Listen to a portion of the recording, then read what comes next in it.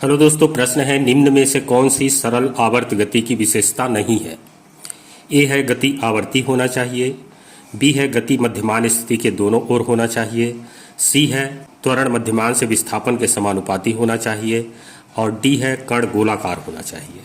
तो गति का आवर्ती होना आवश्यक है सरल आवर्त गति के लिए, तो ए तो होगा ही विशेषता। दूसरा बी है गति मध्यमान स्थिति के दोनों ओर होना चाहिए, मतलब टू एंड फ्रो मोशन होना चाहिए, तो ये भी सरल आवर्त गति की विशेषता है।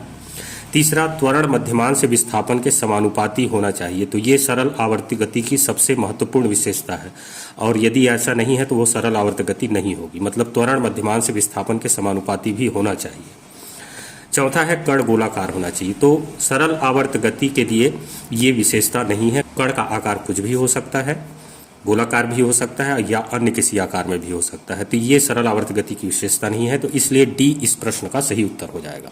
Thank you.